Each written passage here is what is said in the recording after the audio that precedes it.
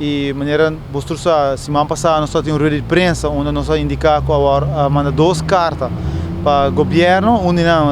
tema de prestação management, uma que nós pedimos para o governo aguenta isso aqui, track in, mirando que tem ponto de discussão sobre o tema aqui, hopi que nós duidelijk tanto para o donador de trabalho, chefe de departamento não, e para também werknemers não, para trabalhador não, que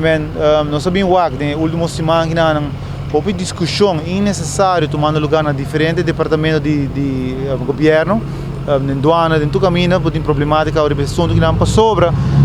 agora implementar uma lei que não está duidelijk para a gente. E não está nem duidelijk para o werkgever, e donador de trabalho que tem que fazer beoordeling,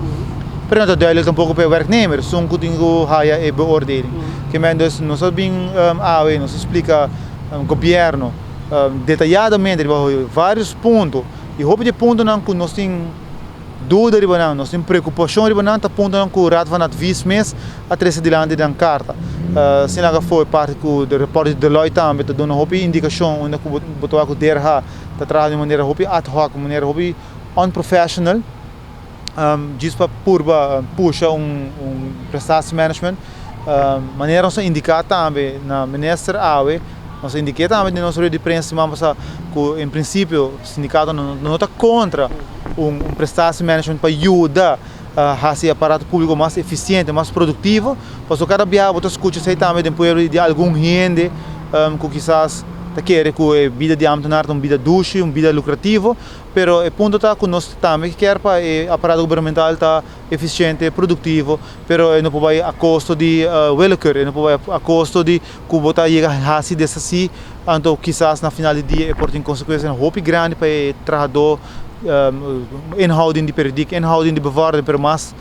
pior ainda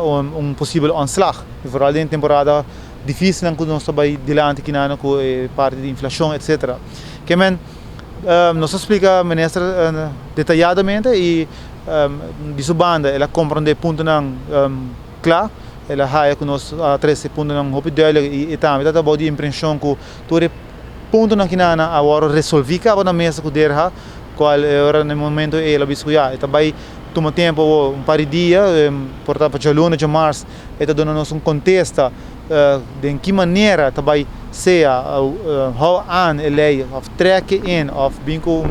período de overgang, pero ela compreende nós está sentindo que ponto não está na hora bom aceitar, muita querer parte que nós ponemos carta que está todo deadline e como sindicato não responsável nós está toma e parte na cula do nosso palavra que para aluno de março sai contexto definitivo se também seguir com o processo management de maneira que está e se acaso não sigo nós temos nosso caminho para corte de maneira visa, pero nós espera que o sano juízo prevalecer só que não bom que vai chegar mais família tem dificuldade com possível ontslag.